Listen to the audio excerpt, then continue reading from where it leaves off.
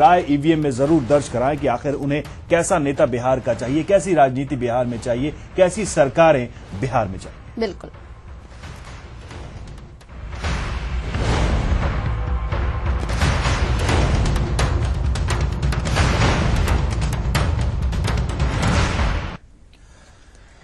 तो बिहार में सत्ता के महासंग्राम में आज चौथे चरण की वोटिंग है। 7 जिलों की 55 सीटों के लिए 776 उम्मीदवार चुनावी मैदान में है, जिनकी किस्मत का फैसला 1,47,00,000 वोटर करें। बिल्कुल। और इस चरण की बात की जाए तो सबसे ज्यादा उम्मीदवार मुजफ्फरपुर की कुर्नी सीट से हैं, तो सबसे कम प्रत्याशी पूर्वी चंपारण की केसरिया सीट से हैं। अगर क्षेत्रफल के हिसाब से देखा जाए तो सबसे बड़ा विधानसभा क्षेत्र जो है वो वाल्मीकि नगर का है और सबसे छोटा विधानसभा क्षेत्र मुजफ्फरपुर है। बिहार के सत्ता के महासंग्राम में आज चौथे चरण की वोटिंग है। आज के मतदान के साथ ही 186 सीटों पर मतदान का काम पूरा हो जाएगा। आज के बाद 5 नवंबर को 5वें और अंतिम चरण का मतदान होगा। आज 7 जिलों की 55 सीटों के लिए वोटिंग है। जिन जिलों में आज मतदान है वे हैं पश्चिम चंपारण, पूर्वी चंपारण, शिवहर, सीतामढ़ी, मुजफ्फरपुर, गोपालगंज और सीवान। आज जिन सीटों पर वोटिंग है उनमें से 7 सुरक्षित सीटें हैं। चौथे चरण में प्रत्याशियों की कुल संख्या 776 है और इनमें 57 महिला प्रत्याशी हैं। चौथे चरण में एनडीए की तरफ से बीजेपी ने 42, एलजेपी ने 5, आरएलएसपी ने 4 और हम ने 4 सीटों पर अपने उम्मीदवार चुनावी मैदान में उतारे हैं। तो महागठबंधन की तरफ से 26 सीटों पर आरजेडी और 21 सीटों पर जेडीयू ने प्रत्याशी दिए हैं। वहीं 8 सीटों पर कांग्रेस के उम्मीदवार ताल ठोक रहे हैं। चौथे चरण में कई दिग्गजों की किस्मत दांव पर लगी है और इसी चरण में लालू के गृह जिले गोपालगंज में भी वोटिंग है।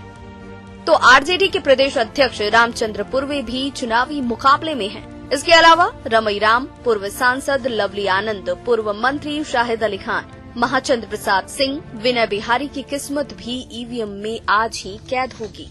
776 प्रत्याशियों की किस्मत का फैसला 1,47,00,000 से ज्यादा वोटर करेंगे। पुरुष वोटरों की संख्या की बात की जाए तो 78,65,387 पुरुष वोटर हैं और वहीं महिला वोटरों की संख्या 68,57,218 है। वोटिंग के लिए 9,858 मतदान केंद्र बनाए गए हैं और तकरीबन 2,029 मतदान केंद्रों पर वीवीपैट का इस्तेमाल होगा। इस चरण में 249 मॉडल पोलिंग स्टेशन बनाए गए हैं, जबकि चुनाव के लिए 69,000 से ज्यादा मतदान कर्मियों को लगाया गया है। मतदान का समय सुबह 7 बजे से शाम 5 बजे तक है। हालांकि कुछ सीटों पर मतदान 3 बजे तक और कुछ पर शाम 4 बजे तक होंगे। जिन सीटों पर 3 बजे तक वोटिंग होगी वे हैं शिवहर, रीगा, रुन्नीसैदपुर और बेलसंड। वहीं वाल्मीकि नगर, रामनगर, मधुबन, चिरैया, ढाका, मीनापुर, पारू और साहिबगंज में शाम 4 बजे तक वोट डाले जा सकेंगे। इन सीटों के अलावा बाकी सभी सीटों पर शाम 5 बजे तक मतदान होगा। Bureau report, ETV news. तो ये समीकरण है आज का पूरा गणित है, आज का पूरा डेटा है, किन सीटों पर कहां मतदान होना है, कब होना है और क्या क्या जो इंतजामात किए गए हैं आज के मतदान को लेकर, ये तमाम चीजें आपने देखी इस रिपोर्ट में। पश्चिम चंपारण में विधानसभा की 9 सीटें हैं। ये सीटें हैं वाल्मीकि नगर, रामनगर, नरकटियागंज, बगहा, लौरिया, नौतन चनपटिया और सिकटा। 2014 के लोकसभा चुनाव के नतीजों के मुताबिक देखें तो पश्चिम चंपारण की ज्यादातर सीटों पर बीजेपी काफी मजबूत स्थिति में रही थी। इस बार भी एनडीए की तरफ से जिले की 9 सीटों में से 8 पर बीजेपी के उम्मीदवार हैं, तो 1 पर रालोसपा के प्रत्याशी हैं। वहीं महागठबंधन की तरफ से 4 सीटों पर जदयू, 4 पर कांग्रेस और 1 सीट पर आरजेडी के उम्मीदवार हैं।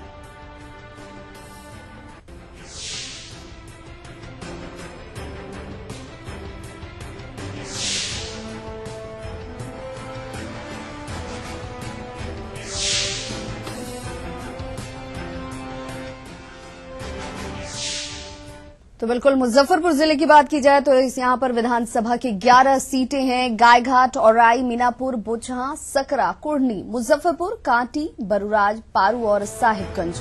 मुजफ्फरपुर में एनडीए और महागठबंधन में कड़ा मुकाबला माना जा रहा है। इस बार जिले की बोचहां सीट से अगर बात की जाए तो मंत्री रमई राम चुनावी मैदान में हैं और उन्हें चुनौती दे रहे हैं रामविलास पासवान के दामाद अनिल कुमार। तो कांटी से पूर्व मंत्री अजीत कुमार चुनाव लड़ रहे हैं। 11 सीटों में से एनडीए की तरफ से 9 पर बीजेपी ने अपने उम्मीदवार उतारे हैं, तो लोजपा के 1 और हम के 1 उम्मीदवार यहां पर चुनावी मैदान पर हैं।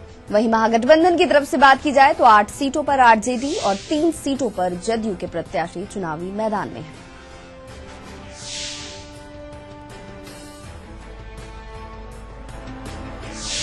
तो जिस मुजफ्फरपुर की हम बात कर रहे हैं रवि, वहां पर कई ऐसी समस्याएं हैं जिनको लेकर के मतदाता अभी तक उन परेशानियों से दो चार होते रहे और इस बार उन लोगों ने ये कहा है कि कई ऐसी जगहों पर अगर वहां की तस्वीर इस बार नहीं बदलती है जो उन्होंने सोचा है तो इस बार वो वोट नहीं करेंगे। लेकिन हम उन जगहों के मतदाताओं से भी यही अपील करना चाहेंगे कि नोटा का विकल्प आपके पास है। अगर आपको अपने प्रत्याशी पसंद नहीं है या आपके बदमाफिक नहीं है या आपके क्षेत्र में विकास उन लोगों ने नहीं किया, सिर्फ दावे करते रहे, तो नोटा का बटन का इस्तेमाल जरूर करें। ये विकल्प भी आपके लिए उपलब्ध है। जी हाँ, जिस तरीके से मुजफ्फरपुर की बात हम कर रहे हैं, यहाँ पर एनडीए का दबदबा रहा है इस पूरे इलाके में, चंपारण को अगर इंक्लूड कर दिया जाए। और सबसे इम्पोर्टेंट बात यह है कि कई बड़े नाम भी यहां पर दांव पर लगे हुए हैं। 11 चूंकि सीटें हैं यहां पर, इसलिए यहां पर एक बड़े गेन की उम्मीद जरूर कर रही हैं तमाम पार्टियां, क्योंकि एक साथ यहां पर 11 सीटें दांव पर लगी हुई हैं। स्वप्निल हैं हमारे साथ बेतिया से, हमारे रिपोर्टर, हमारे संवाददाता। सीधे चलेंगे स्वप्निल के पास। स्वप्निल, बेतिया में अगर बात की जाए, समीकरण क्या रहे हैं अब तक और आज की तारीख यानी आज के दिन के लिए क्या खास इंतजाम किए गए हैं चुनाव आयोग की तरफ से मतदाताओं के लिए? बिल्कुल, देखिए बेतिया के अंदर अपर हैंड पे अभी तक जो चुनाव हुए हैं उसमें अपर हैंड पे एनडीए रहा है। अगर राजनीतिक समीकरणों की बात की जाए, जैसा हम लगातार ग्राफिक्स के जरिए अपने दर्शकों को दिखा भी रहे हैं कि 4 सीटें रही हैं भाजपा के पास, 3 जदयू के पास और 2 निर्दलीय रहे हैं, जो 2 इस बार भाजपा के टिकट से चुनाव लड़ रहे हैं। यानी इस पूरे इलाके में अपर हैंड पे एनडीए रही है। लेकिन आज का दिन बड़ा महत्वपूर्ण है। आज जनता तय करेगी कि जनता किसे सदन में भेजती है और इसे किन लोगों को और काम करने के लिए छोड़ देती है। देखिए, ये 5228 स्क्वायर किलोमीटर में फैला जिला है। हम लगातार जैसा बता भी रहे हैं कि वाल्मीकि नगर जो इलाका है वो इस चरण में सबसे बड़ा क्षेत्रफल के हिसाब से इलाका है। इस इलाके में 2-3 महत्वपूर्ण चीजें हैं जो अपने दर्शकों के साथ हम शेयर करना चाहेंगे। इस इलाके का जो बॉर्डर से, इस इलाके की जो सीमाएं हैं वो नेपाल से लगती हैं, यानी इंडो नेपाल बॉर्डर पे लगती हैं। और वाल्मीकि नगर हो, बगहा हो, उसके कई सारे लोग नेपाल में रहते हैं। अमूमन जो शादियां हैं वो वहां भी होती हैं और कई लोग कारोबार के सिलसिले से वहां रहते हैं। तो उन लोगों को भी लगातार वो इंडिया आ रहे हैं वोट कास्ट करने के लिए, ये बहुत शुभ संकेत है। हालांकि पिछले 24 घंटों से अगर अभी के 24 घंटे देख लिए जाएं तो यानी एक दिन पहले से इंडो नेपाल बॉर्डर को कॉर्डन ऑफ कर दिया गया है। एसएसबी ने बिल्कुल बॉर्डर को सील कर दिया है। बावजूद इसके जो लोग काफी संख्या में उधर से आ रहे हैं। दरअसल नेपाल के अंदर मधेसी आंदोलन चल रहा है, जिसको लेकर के बॉर्डर को, और इलेक्शन भी है, तो जिसके मद्देनजर बॉर्डर को और सेंसिटिव माना जा रहा है। लेकिन एसएसबी की तरफ से ये प्रायर अप्रूवल दिया गया है पुलिस मुख्यालय की तरफ से। जो भी उधर के लोग इधर आकर के वोट कास्ट करना चाहें वो अपने प्रायर आईडी कार्ड लेकर के आ सकते हैं और वोट डाल सकते हैं। देखिए, इस इलाके में काफी डेंस चुके हैं फॉरेस्ट है, काफी घना जंगल है, जैसे ही आप टाउन से बाहर निकलते हैं। तो ऐसी स्थिति में यहाँ 6 पूरे इलाके को अगर देख लिया जाए तो 6 ड्रोन लगाए गए हैं। ड्रोन के माध्यम से भी मॉनिटरिंग होगी।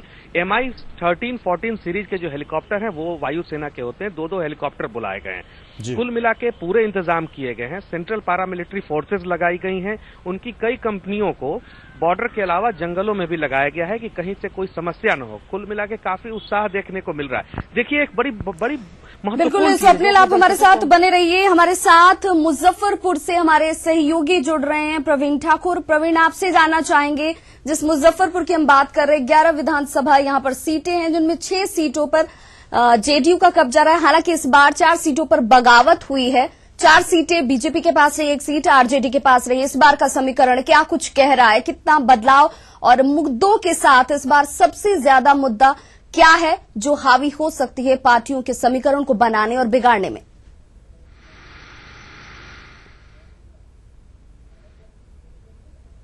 2010 का समीकरण था, ठीक उसके विपरीत समीकरण यहां नजर आता है। जो 11 सीटें हैं उसमें से 10 सीटों पर 2010 में जेडीयू और बीजेपी गठबंधन का कब्जा था, जिसमें 6 सीटें जेडीयू के पास रहा था। लेकिन जैसा आप जिक्र भी कर रही हैं, 4 सीटों पे बगावत देखने को मिला और सबसे अधिक हमसे जुड़े हुए 3 नेताओं ने बगावत की थी, 3 विधायकों ने, और एक जो जेडीयू के हैं विधायक, उन्होंने पाला बदला था, और जो आरजेडी के विधायक थे वो भी बीजेपी में शामिल हुए हैं। तो कुल मिलाकर मुजफ्फरपुर में अब बीजेपी वर्सेस आरजेडी साफ तौर पर आमने सामने दिखाई पड़ रहा है। और जो जहां आरजेडी ने यहां 8 सीटों पर अपने प्रत्याशियों को खड़ा किया है, वहीं भाजपा ने 9 सीटों पर अपने प्रत्याशी दिए हैं और अपने सहयोगी हम और लोजपा के लिए 1-1 सीटें छोड़ी है।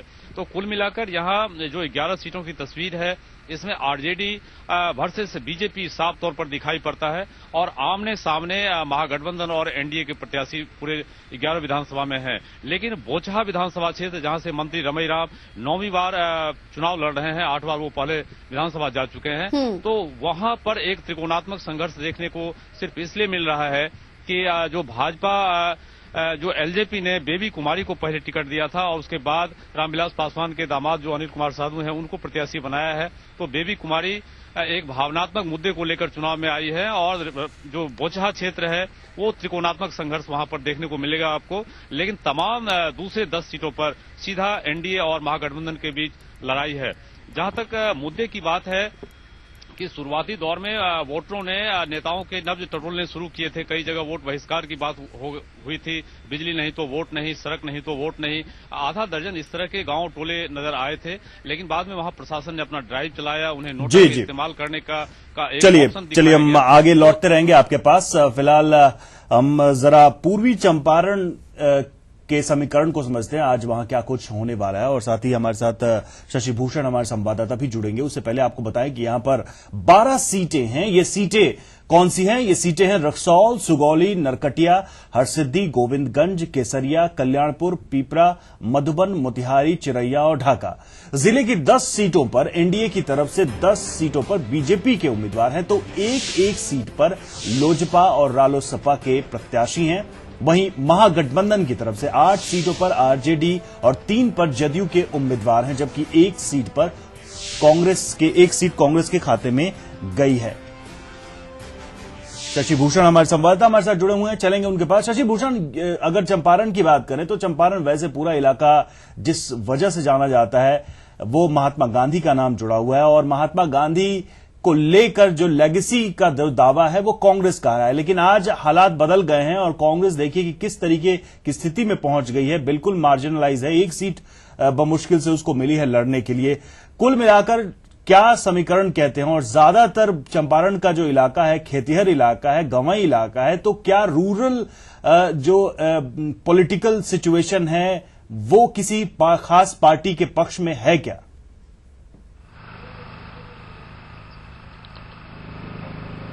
नहीं, हम सीधे सीधे ये नहीं कह सकते हैं कि किसी खास पॉलिटिकल पार्टी के पक्ष में कोई स्थितियां हैं।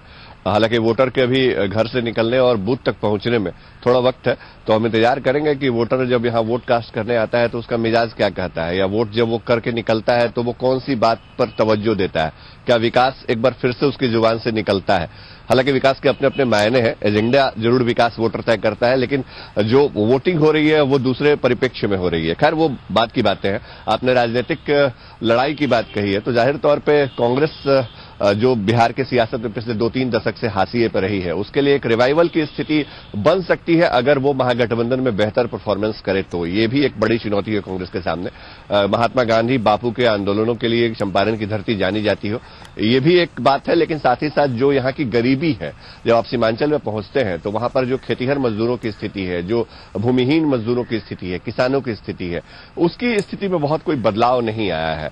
और वो आप सहज ही महसूस कर सकते हैं इस इलाके में। जब हम चुनाव की कवरेज के लिए भी आते रहे और जब हमने देखा तो बहुत कोई बड़ा बदलाव नहीं आया है। तो विकास अगर मुद्दा है तो फिर पार्टी बैरियर्स टूटेंगे और वोटर का मिजाज दूसरा होगा। नहीं, लेकिन शशि भूषण, जिस तरीके से बिहार के अंदर अगर देखा जाए, जो पिछली सरकारें रही हैं वो सरकारें कांग्रेस की रही हैं, वो सरकारें राजद की रही हैं। लालू प्रसाद यादव के नेतृत्व में गरीबों का मसीहा उनको कहा गया है। नीतीश कुमार की सरकारें रही हैं जहां पर रिफॉर्म के बड़े दावे हैं।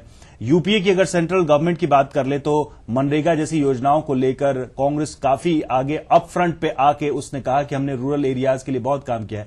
चंपारण का पूरा इलाका किसानों का इलाका रहा है।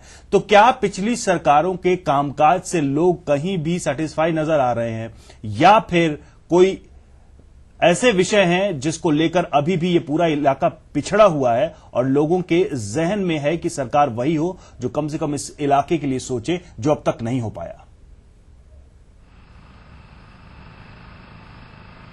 नहीं, देखिए, ईमानदारी से कहें तो किसी ने भी इस इलाके के लिए बहुत कोई जी भर से सोचा नहीं है। अंदर का जो एक मिजाज होता है कुछ विकसित करने का, विकासशील या विकास को आगे ले जाने का, वो बहुत इस इलाके में आके तो कम से कम सही नहीं दिखता है। देखिए 12 सीटें हैं यहाँ पे और 12 सीटों में आप देखिए पिछले बार के गणित को तो 2010 में 6 सीटों पे भारतीय जनता पार्टी जीती थी। तो भारतीय जनता पार्टी के विधायकों के सामने जो अभी वर्तमान विधायक है उनके सामने बड़ी चुनौती है कि उन्होंने डेवलपमेंट क्यों नहीं किया।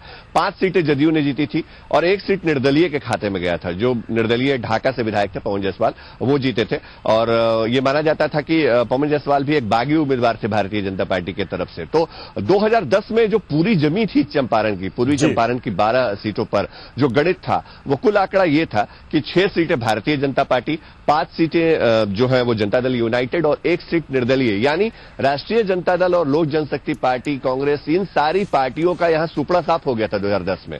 तो स्थिति बदली। चिरैया से जो विधायक हुए अवनीश कुमार, उन्होंने पार्टी छोड़ी। 2014 में लोकसभा चुनाव लड़े थे जदयू के टिकट पे, तो उनकी जगह सीट वो खाली हुई और वो सीट जब खाली हुई तो वो मोतिहारी पूर्वी चंपारण से वो लोकसभा का चुनाव लड़ रहे थे और जो उनकी सीट खाली हुई थी चिरैया विधानसभा, वहां पर जो उपचुनाव हुआ वहां राष्ट्रीय जनता दल का खाता जो है वो आकर के खुला था। चलिए, तो इस बार शशि ये माना जाए कि कुछ भी प्रिडिक्ट कर पाना इस वक्त बहुत मुश्किल है। मतदाता क्या कुछ सोच रहा है और अब तक की सरकारों ने ऐसा बहुत कुछ नहीं किया जिसको आधार बनाया जा सके कि हाँ, इनके फेवर में जनता यहां की जा सकती है क्योंकि इनका काम इतना वजनी यहां रहा है। चलिए, सिवान से हमारे साथ हमारे सहयोगी दिवाकर हमारे साथ जुड़ेंगे, लेकिन इससे पहले सिवान की हम बात कर लें। और इस जिले में विधानसभा की 8 सीटें हैं, सिवान, जीरादेई और इसके साथ ही साथ हम आपको दरौली, रघुनाथपुर,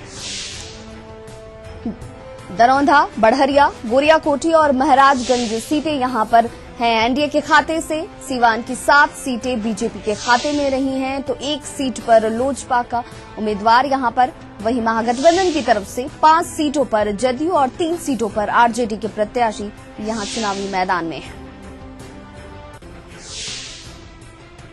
तो ये क्षेत्र जिस जगह की हम बात कर रहे हैं सिवान, यहाँ पर जो बड़ी समस्या रही है जिसका सामना यहाँ के लोग अक्सर करते रहे हैं, सकरी गलियां, बिजली के तारों से चारों तरफ से घिरा हुआ और उस बीच में लोग जीने को मजबूर हैं। हादसों की कभी भी आशंका रहती है। अस्पतालों की स्थिति इतनी खस्ता हाल है कि वहां पर व्यवस्था के नाम पर बेड सिर्फ मयस्सर लोगों को होते हैं और इससे ज्यादा डॉक्टरों को लेकर के कई बार यहां पर लोगों ने परेशानी का सामना किया है और सवाल भी इस बार बदलाव के साथ ही लोगों के सामने है। हमारे सहयोगी हमारे साथ दिवाकर जुड़ रहे हैं। दिवाकर, आपसे जानना चाहेंगे, सिवान की हम बात कर रहे हैं, सिवान का जब भी जिक्र करते हैं शहाबुद्दीन जहन में दौड़ जाते हैं, लेकिन इस बार की अगर बात की जाए तो बहुत कुछ समीकरण में बदलाव नजर आ रहा है कई जगहों पर। क्या इस क्षेत्र की अगर बात की जाए तो सबसे ज्यादा अहम क्या नजर आ रहा है इस बार? देखिए, इस बार अगर खास तौर पे बात करें सिवान की, तो सिवान में एनडीए हो या महागठबंधन, दोनों गठबंधनों ने पूरी ताकत झोंक दी। सिवान के सभी विधानसभा क्षेत्रों में चुनावी सभाएं लगाई गई स्टार प्रचारकों के। और जहां तक रही बात शहाबुद्दीन की, कभी देश के पहले राष्ट्रपति, सिवान से पहचान होती थी देश के पहले राष्ट्रपति की, लेकिन बाद में सियासत जब बदली और समय ने करवट लिया तो शहाबुद्दीन के नाम से जाना जाने लगा ये क्षेत्र। और इस क्षेत्र की बात करें तो दियारा क्षेत्र है, एक बड़ा दियारा क्षेत्र है, उसकी अपनी समस्याएं हैं। यहाँ अगर बुनियादी सुविधाओं की बात करें तो बुनियादी सुविधाएं न के बराबर हैं। कुछ ऐसे क्षेत्र हैं जहां बुनियादी सुविधाएं न के बराबर है। अगर पलायन की बात करें तो सबसे बड़ी समस्या है, सिवान जिले को कहा जाता है कि यहाँ बड़े पैमाने पे पलायन हुआ, यहाँ लोग निकले और वो बाहर की ओर गए, तो एक पलायन समस्या है। बुनियादी सुविधाओं में शिक्षा है, स्वास्थ्य है, इन सारी चीजों पर बात करें तो इन्हीं मुद्दों का आधार बनाया गया, कानून व्यवस्था को आधार बनाया गया। और जब दोनों ही गठबंधन यहाँ चुनावी सभाएं कर रहे थे, उनके स्टार प्रचारक तो इन्हीं बुनियादी सुविधाओं पर वोट मांग रहे थे। जनता यहाँ अपना फैसला कर चुकी है और आज जब वोटिंग करेगी तो अपना फैसला सुनाएगी। चुनावी सभाओं में जो मुद्दे रहे हैं बिल्कुल। और सिवान बिहार के इस चुनाव में सिवान एक चर्चा का विषय रहा है। कई कारण इसके रहे हैं, चाहे वो शहाबुद्दीन का जिक्र हो या फिर जो समीकरण यहां पर बनते रहे चुनावी। चूंकि भाजपा और राजद की सीधी कभी टक्कर हुआ करती थी, लेकिन आज कई पार्टियां हैं और इन सब के बीच माले समर्थक भी अपनी एक आवाज यहां पर रखते हैं। तो सिवान के अपने मुद्दे अलग हैं, लेकिन राजनीतिक जो समीकरण है यहां पर वो बदले हैं पिछले दिनों में अगर देखा जाए तो। अब देखना होगा कि ऊंट किस करवट बैठता है इस बार। बेतिया से स्वप्निल हमारे साथ जुड़े हुए हैं, उनके पास एक बार फिर से चलते हैं। स्वप्निल, जिस तरीके से हम एक एक करके अलग अलग जिलों में जाने की, झांकने की कोशिश कर रहे हैं कि क्या वहां पर मुद्दे हैं, हर जगह से यह बात जरूर सामने आ रही है कि विकास एक ऐसा मुद्दा है जिसको लेकर जनता चाह रही है कि वो अपना मत दे, अपना वोट करे। आखिर ऐसा क्यों है जब तमाम सरकारें इस बात का दावा कर रही हैं, तमाम नेता, कि पिछले जो सरकारें रही हैं या पिछले प्रतिनिधि रहे, जनप्रतिनिधि जो भी चुने गए, उन्होंने अपने इलाके के लिए काम किया है। लेकिन बिहार के हर सीट पर हम देख रहे हैं, हर जिले में हम देख रहे हैं, जब से ये चुनाव चल रहा है लोग कह रहे हैं कि विकास होना है, यहां पर काम नहीं हुआ है पर्याप्त। क्या बेतिया में भी यही स्थिति है? लोगों के जहन में क्या यही बातें हैं? और अगर ये बातें हैं तो फिर चुनाव की जो दिशा मुड़ी है जातीय समीकरण के आधार पर, जो दूसरे इश्यूज हैं, जोड़ गठजोड़, परिवारवाद, ये तमाम चीजें हैं, क्या इन मुद्दों को दरकिनार करता बेतिया नजर आ रहा है इस बार, या फिर वाकई में विकास एक जुमला बन के रह गया है यहां भी और अंततः सारे समीकरण जातीय गठजोड़ और जो अभी तक एक राजनीतिक परंपरा रही है बिहार के अंदर, उसी के इर्द गिर्द सिमट गया है? नहीं, देखिए, जो हम लोग तमाम लोगों से इस विधानसभा क्षेत्र के अंदर और जो तमाम नजदीकी विधानसभा क्षेत्र हैं इस इलाके के, वहां हम लोगों ने सीधी बात की लोगों से। लोग बिल्कुल विकास के एजेंडे पर आगे जा रहे हैं। देखिए, बहुत महत्वपूर्ण ये है कि विकास की बात हो आखिर क्यों नहीं। जब आप अंदाजा लगाइए, जहां मैं खड़ा हूं, ये बेतिया का मुख्यालय है, राजस्व जिला है बेतिया, यहाँ का मुख्यालय है। और यहाँ से जो पुलिस जिला है बगहा, जो अनुमंडल है, वो अनुमंडल तकरीबन 95 किलोमीटर की दूरी पर है। आप अंदाजा लगाइए कि अगर वहां से लोग यहाँ आते हैं तो 3 घंटे उनको अपने इमीडिएट अधिकारी, जिलाधिकारी से मिलने में लगते हैं।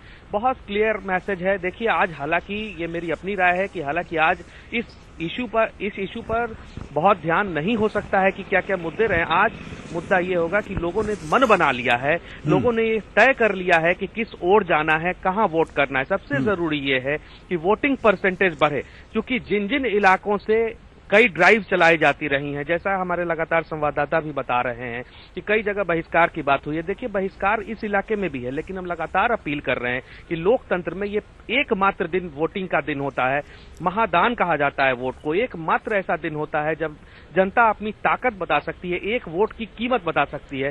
तो चलिए, आज वही दिन है स्वप्निल, जनता अपनी ताकत आज बताएगी और इस दिन को कम से कम नेता जनता के लिए ही मानते हैं और जनता आज वो तमाम चीजें तय भी कर देगी ईवीएम में इनकी किस्मत को बंद करके। हमारे साथ मुजफ्फरपुर से हमारे सहयोगी प्रवीण ठाकुर जुड़े हुए हैं। प्रवीण, आपसे जानना चाहेंगे, हम मुजफ्फरपुर पर जब चर्चा कर रहे हैं तो यहाँ पर कई ऐसी चीजें जो हैं बार बार जहन में आती है और हर बार के चुनाव में वो मुद्दा भी रही है, लेकिन बदली कुछ भी नहीं तस्वीर यहाँ की।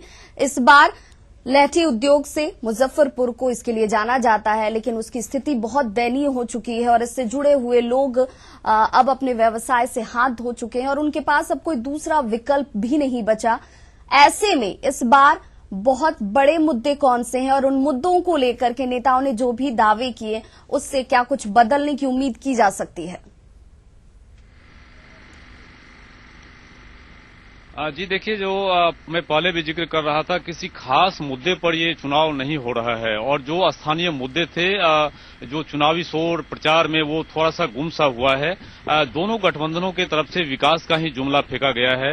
नीतीश के पिछले 10 साल के कामकाज को जहां इस चुनाव में लोग परखने वाले हैं, उन्होंने जो फीलिंग की है लॉ एंड ऑर्डर को लेकर, सड़कों को लेकर, बिजली को लेकर या फिर और भी जो दूसरे इशूज हैं, रवींद्र, तो जिस विकास को लेकर के मुद्दा बनाया गया है और अब तक विकास किया गया, तो सड़कें खस्ता हाल ही है, जल निकासी की समस्याएं हैं, लैटी उद्योग नहीं सुधरा, लोग अभी भी पलायन को भी और शिक्षा के स्तर में भी सुधार नहीं, तो फिर वो दावे कहाँ हैं? निश्चित, मैं यही तो कह रहा हूं कि इस चुनाव में इन दावों की परख होनी है कि आखिर जनता ने महसूस किया है। मुजफ्फरपुर शहर की ही बात करें तो शायद ही कोई दिन होता है जहां आपको किसी एक सड़क से दूसरी मुख्य सड़कों पर जाने पर घंटों न लगे। जाम की समस्या यहां नासूर बन गई है। जो शहर में जलजमाव की समस्या है, सीवरेज का सिस्टम जो फेल्योर हुआ है, इन तमाम मुद्दों से लोग रोज रूबरू होते रहे हैं। यही बिजली की जो समस्या है, बिजली की स्थिति में थोड़ी बहुत सुधार जरूर हुई है हाल के कुछ दिनों में, लेकिन जो प्राइवेट इसका जो निजीकरण किया गया है, निजी कंपनियों को सौंपा गया है, उससे लोग दो चार होते रहे हैं। लगातार लोग समस्याओं के मकड़जाल में फंसते नजर आए हैं। लेकिन जो दोनों गठबंधनों की तरफ से प्रचार अभियान पिछले एक पखवाड़े से जिस प्रकार तेजी हुई है, जिस प्रकार इन मुद्दों से भटका, ये बात तो समझ में आ रही है कि मुजफ्फरपुर में जो शहरी इलाका है, और मुजफ्फरपुर वैसे भी माना जाता है कि बिहार के अर्बन एरियाज में सबसे बड़ा इलाका ये भी है, और वहां भी ऐसी ही शिकायतें हैं जो हम एक बिहार के छोटे शहरों में भी देखते हैं। तो सवाल ये है कि आखिर जनता जिस बात को लेकर नेताओं के सामने जा रही है, क्या वाकई में उसको लेकर पीछे कोई काम हुआ है? अगर नहीं हुआ है तो क्या जनता किसी बदलाव के मूड में है? शशि भूषण हमारे साथ जुड़े हुए हैं मोतिहारी से। शशि भूषण, जिस चीज की हम लगातार बात कर रहे हैं कि जनता डेवलपमेंट के इशू पे बात कर रही है, खुल के बात कर रही है, जहां जहां हमारे रिपोर्टर आप भी गए, लोगों ने कहा हमें विकास चाहिए। विकास के अलग अलग मायने हो सकते हैं, ये बात सही है। ग्रामीण इलाकों के लिए और शहरी इलाकों के लिए विकास के अलग अलग डेफिनेशन हो सकते हैं, लेकिन अभी तक जो मत प्रतिशत हम देख रहे हैं, पिछले 3 फेजेज में जो स्थिति देखी, और खासकर जो पिछला फेज था उसको लेकर तो चुनाव आयोग ने भी कह दिया कि हम उतने सेटिस्फाई नहीं हैं इन नतीजों से, क्योंकि हमें उम्मीद ज्यादा थी कि हम जिस तरीके से एग्रेसिव कैंपेनिंग कर रहे हैं, जिस तरीके से पॉलिटिकल वॉर छिड़ा हुआ है, और लगभग हर पार्टी का हर बड़ा नेता लोगों से यह कह रहा है कि वोट डालिए, हमें दीजिए, चलिए ये भी मान लेते हैं, लेकिन वोट डालने की वो सलाह जरूर दे रहा है। तो ये जो नतीजे हैं कुल मिलाकर वोट प्रतिशत का, ये कम क्यों रह रहे हैं? जब बात विकास की है, जब जनता चाहती है कि एक बेहतर बिहार के लिए, बेहतर इलाके के लिए हम वोट डालें और हम बदलाव करें, तो ये वोट प्रतिशत कम क्यों रह रहा है? और क्या हम उम्मीद कर सकते हैं कि चंपारण के इलाके में, पूर्वी चंपारण जो ग्रामीण इलाका, और जैसा हमारी बात भी हो रही थी कि डेवलपमेंट का काम लगभग ऐसा है कि जिसको हम नहीं कह सकते कि ये विकास हुआ है इस इलाके का, तो क्या उम्मीद की जा सकती है कि यहां अब तक की कैंपेनिंग, लोगों के मूड को देखते हुए यहां वोट प्रतिशत में इजाफा होगा?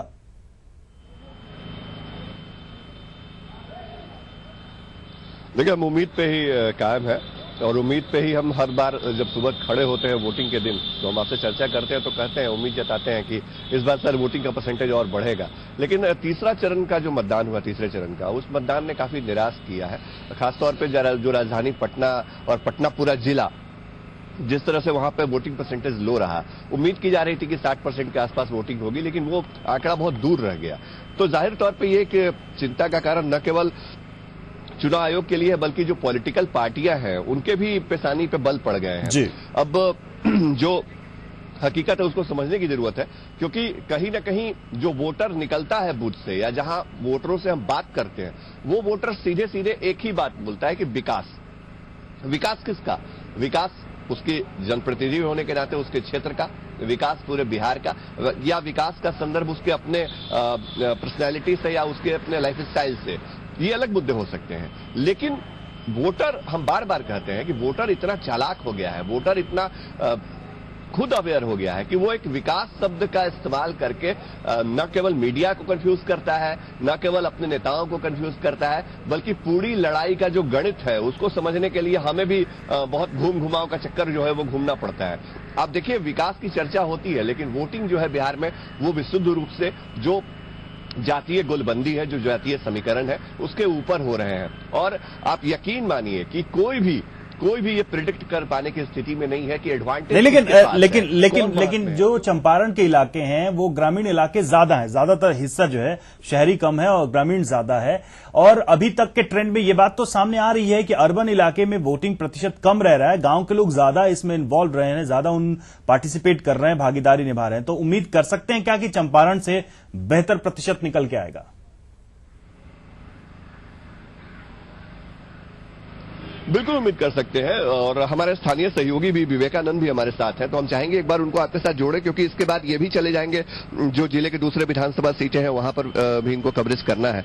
विवेका, जो प्रशासन के इंतजाम है या फिर जो अवेयरनेस प्रोग्राम चलाया गया वोटिंग को लेकर के, उसके बाद क्या लगता है, पहले जो वोटिंग परसेंटेज यहाँ रहा है 2010 में, इस बार उसका ग्रोथ होने की या आगे बढ़ने की उम्मीद है? देखिए सबसे मैं बताऊं आपको कि जिला प्रशासन ने जिला निर्वाची पदाधिकारी के द्वारा लगातार स्वीप कार्यक्रम के तहत यहाँ अवेयरनेस कार्यक्रम चलाया गया।